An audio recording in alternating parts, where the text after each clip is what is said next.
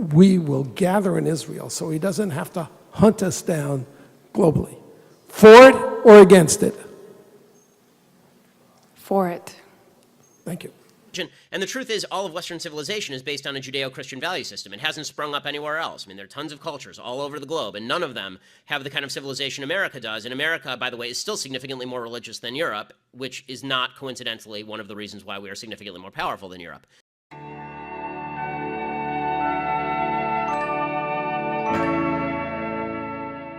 Feeling is that religious liberty is under a definite and growing assault in the United States. And when I say religious liberty is under assault, I don't mean just in terms of people disagreeing. That's not a violation of liberty. That's the exercise of liberty. I'm talking about the intervention of government and the use of government as a weapon against people's religious, not only beliefs, but against people's religious activities. I am befuddled and bewildered and dismayed that we have now become a country where we're all supposed to sit around on Monday and wait for the 9 wisest and most moral among us to descend in their robes and inform us to what extent we're allowed to worship God in our business lives. This is what the threat, I believe, is, and I think that the threat is quite deep. I think what we're going to watch in the next 2 years is states like Washington try to withdraw the nonprofit status of various churches that refuse to perform same-sex marriages. Once those nonprofit status, under the guise of the Bob Jones University decision from the 1980s, and then they will attempt to remove any business license from churches that refuse to perform same-sex marriages. And this will be a tremendous crackdown on religious freedom in America. The argument that's being made in the case is that basically the state can encroach on any religious behavior whatsoever so long as it doesn't encroach on religious opinion. And that's the problem with the case in and of itself. And I think that the point that you're making, Michael, is that people who use this case as a case against the exercise of religious freedom in the public square in terms of action are the same people, in large part, who are saying that the state has no right to regulate, for example, gay marriage, which is a completely illogical position. So you have to believe that either the state has to make provision and make room for religious liberty in exercise, or you have to believe that the state has the power to basically compel whatever behavior it seeks so long as it doesn't affect opinion. The minute that you have the government deciding whose beliefs are deeply held versus what is not deeply held, I mean, that literally is the thought police. I mean, that is the government deciding what's in your head and then guaranteeing you certain rights based on what's in your head. And the bottom line to this entire discussion is really, does the government have the power to regulate your religious behavior if the government feels that it violates its morality? And I will stand up for what we have built. But you'll shut down my business if I don't serve a cake to get to a gay couple. As a great culture with great religious liberty. But you will shut down my business if I don't serve a cake to a gay wedding. Pardon me? But you'll shut down my business if I don't serve a cake to a gay wedding. I can assure you we'll be getting to shutting down businesses. Give me an example. As a result. Give me an example. I'll give you an example of that exact example. This is sort of the point, I think, is that when you look at, the word imposition is being thrown around a lot. You know, imposition. That people are imposing their beliefs on others. There's only one group in this country that is using the government to impose their beliefs on others at the point of a gun, and that is not Hobby Lobby. Hobby Lobby is involved in a consensual relationship between the employer and the employee. Churches are involved in consensual relationships between themselves and their constituents. The government is not involved in a consensual relationship when it tells a business that it will revoke its license and it will come to their front door if they remain open, and it will forcibly shut down their business. There's only one person and one group that is coming to the party here with a gun. And the only group, I mean, you said conservatives love guns. Liberals love guns far more. They just love guns that are being used by the government against conservatives. The reason that I use the gun language is because it is vitally important for people to understand that every government measure at the end of the day it must be compelled by force. That's what government measures are for. There is a vast difference, a huge difference in terms of personal liberty and freedom between the government compelling behavior and a company saying that we are not going to provide certain types of coverage, and if you don't like that, you can quit or buy your own coverage. There's a vast difference. Michael, you went to public school, right? Yeah. Yeah, so did I for elementary school, and I think I was in the Christmas pageant. I believe I was an elf, and somehow I didn't magically turn into a Christian.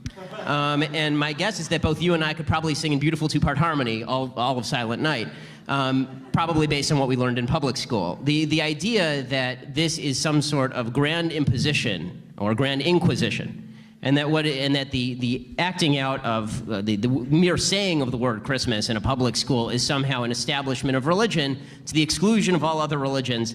Before you warned that perhaps I should take things a little more lightly. On this one, I do take it pretty lightly. Good. So the idea that I'm proud of you, man. the idea that religion is being imposed on me by a public school when there is a Christmas pageant I can opt in or out of is, if this is as bad as it gets, then I'm willing to live with that.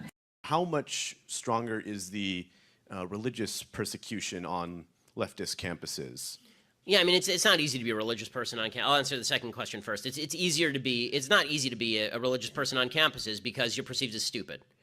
I mean, the nice thing is if you do, once you go to Harvard Law School, they can't say that anymore. But you get that a lot, right? It's the idea that you're a dummy for believing in religion. And the truth is, all of Western civilization is based on a Judeo-Christian value system. It hasn't sprung up anywhere else. I mean, there are tons of cultures all over the globe, and none of them have the kind of civilization America does. And America, by the way, is still significantly more religious than Europe, which is not coincidentally one of the reasons why we are significantly more powerful than Europe. So, when they say that you're a fool for believing in God, the truth is that belief in God is belief. Right? You have to take a leap of faith. It can't be proved. It can't be something. It's not something that you can make a scientific hypothesis and then fulfill that hypothesis. But atheism can't be proved either. And there's no way to prove these sorts of intangibles. And what that means is that you can either choose to at least acknowledge. What I would say to people is, look, whether you believe in God personally is your own business. It is. I don't really care particularly. As a religious person, I care about your soul. But as a political person, it's your own business. I don't care. But as a society, when we fail to acknowledge the value of Judeo-Christian religion steeped in the idea that every human being has equal worth under God, you end up very quickly devolving into a socialism that ends up demeaning human beings individually. Because there's never been a place on earth that wasn't like that. The fact is that the collective takes over. People worship. People are made to worship. And we will either worship God or we will worship the state. Or we'll worship ourselves. Right? Those tend to be the three choices. You're either a libertine, or you're a communist, or you're a conservative. Those are sort of the three choices. So I think that when it comes to defending religion, it's easier to defend the system of religion than particular religious belief because we all have different religions, we all have different religious beliefs. Even among Orthodox Jews, there's a lot of diversity. Each individual has their own relationship with God, and you can't argue anybody else into your relationship with God. What you can say is, here is something that is unquestioned and undoubted. Judeo-Christian religion has created the foundation for the greatest civilization in the history of mankind, and ripping away the foundations of that civilization on behalf of a philosophy that really has never built anything without those roots in Judeo-Christian atheism. Modern atheism has its root in Judeo-Christian religion. It does. It doesn't exist in the Islamic world, right? Modern atheism, the freedom to be an atheist, only exists in the West. It only exists in the Judeo-Christian world. The freedoms that the left bases its whole worldview on are within a milieu that was created by a religion it despises. You can't just take a battering ram to the foundations of civilization and hope the superstructure stands. So that's my answer as far as God. I'd like to ask you, who or what is God to you? Who or what is God to me? Yes, and what role, if any, does that play? God's my man. I mean, it's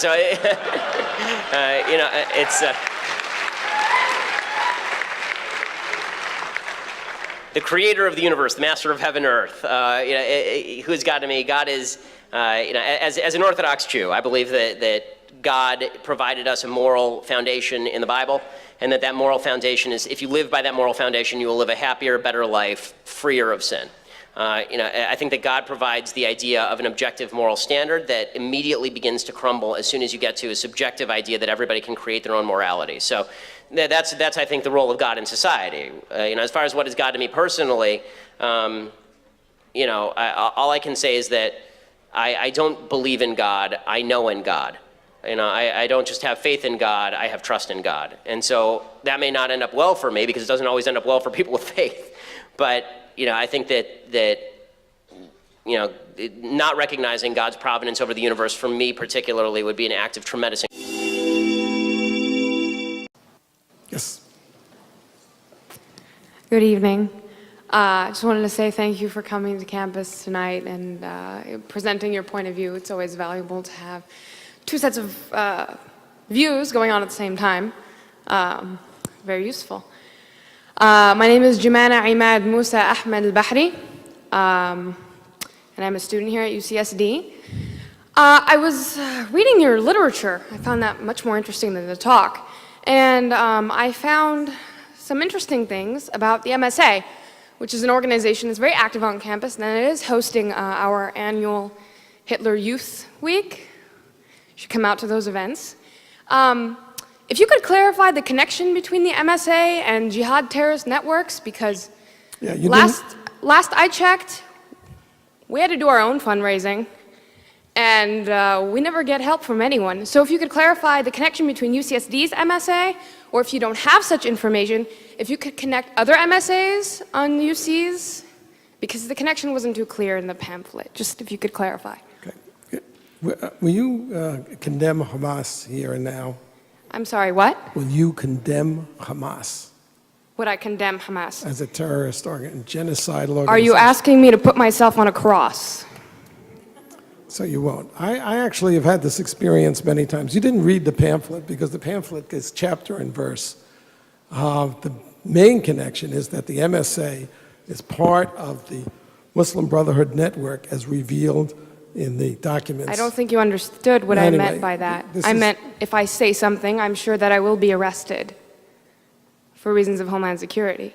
So if you could please just answer my question. If you condemn Hamas, Homeland Security will If I arrest you. support Hamas, because your question forces me to condemn Hamas, if I support Hamas, I Well, look really if you don't bad. condemn Hamas, obviously you support it. Case closed. I have had this experience, I had this experience at UC Santa Barbara where there were 50 members of the Muslim Students Association sitting right in the rows there. And throughout my hour talk, I kept asking them, will you condemn Hezbollah and Hamas? And none of them would. And then when the question period came, the president of the Muslim Students Association was the first person to ask questions. And I said, before you start, will you condemn Hezbollah? And he said, well, that question is too complicated for a yes-no answer. So I said, okay, I'll put it to you this way. I'm a Jew. The head of Hezbollah has said that he hopes that we will gather in Israel so he doesn't have to hunt us down globally. For it or against it? For it. Thank you. Thank you for coming and showing everybody what's here. And you're wearing a terrorist neckerchief. If you understood, You didn't hear the lady. could you ask a please answer my question? You don't get to make a speech.